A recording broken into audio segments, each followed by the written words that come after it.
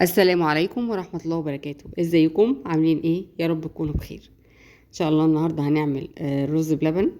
طبعا الرز بلبن ده الحل المنقذ والسريع في اي وقت، سريع ان احنا نعمله. ان شاء الله ينول اعجاب حضراتكم.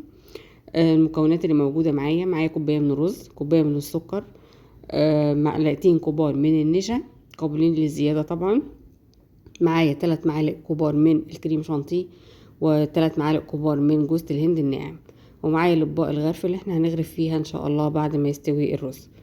معايا هنا 2 كيلو من اللبن، يعني بمعدل نص كوباية من الرز لكل كيلو من اللبن. تمام.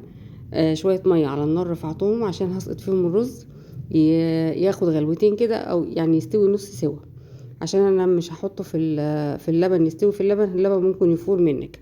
فدي طريقة اسهل، ان احنا نحطه في شوية مية الاول يبقى نص سوا وبعدين نضيفه للبن.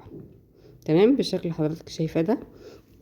هنجيب اللبن، هضيف عليه جوز الهند والكريم شانتيه. طبعا احنا رافعينه على النار. تمام. والرز بيستوي جنبنا. هنبوش بس الكريم شانتيه بالشكل ده ونقلبه في اللبن.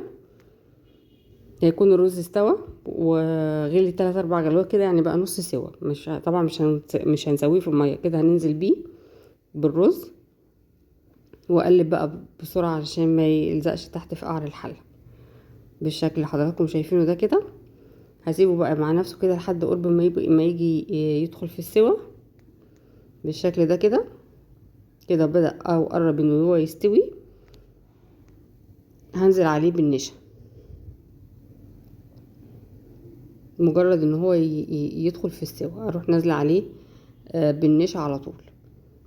منزلش كل حاجه في الاول، تمام، عشان ما يربطش مني ويتقل كده. انا نزلت بالنشا وهنزل بقى بعد كده بالسكر. وطبعا السكر حسب رغبه حضرتك. انا مستكفيه بالكوبايه لل2 كيلو، كوبايه كبيره اللي هو المج الكبير.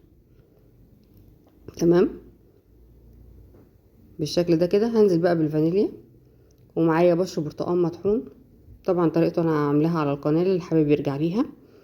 بس بيدي تيست حلو قوي للرز بلبن. او لو انت كمان ما عندكيش فانيليا وتستخدميه مع معلقه الخل لاي حاجه فيها بيض، بيضيع الزفاره تماما. تمام. يعني هو زي بديل الفانيليا البرتقال بالشكل ده كده. ونقلب مع التحريك المستمر. انا احتجت نشا كمان فدوبت معلقه وضفتها عليه بالشكل اللي حضراتكم شايفينه ده. هدني اقلب فيه بقى كده لحد ما يدخل في السوا ويديني اللمعه اللي على الوش اللي حضرتك شايفاها دي، مع انه يعمل بابلز بالشكل ده. يبقى هو كده خلاص استوى. طبعا ما تزيديش عليه على النار علشان ما يتقلش بزياده. كده خلاص هو استوى. هطفي عليه وهغرفه في الاطباق بتاع الغريف بالشكل ده. خلصنا كل الكميه. لو انت وصلتي معايا لحد كده بقى ما تنسينيش في اللايك والاشتراك، ويا ريت ما تنسوش اللايك عشان يرفع الفيديو. انا كده خلصت الكميه كلها. حطيت شويه مكسرات وشويه سبتهم من غير مكسرات. ممكن ترش عليها رشه قرفه، بتبقى مع الرز بلبن خطيره. معلقه القرفه. ربنا يحسن ما بين ايدينا وايديكم يا رب. وان شاء الله يا رب فيديو بسيط وسهل وسريع ينال اعجاب حضراتكم. والى اللقاء في فيديو جديد.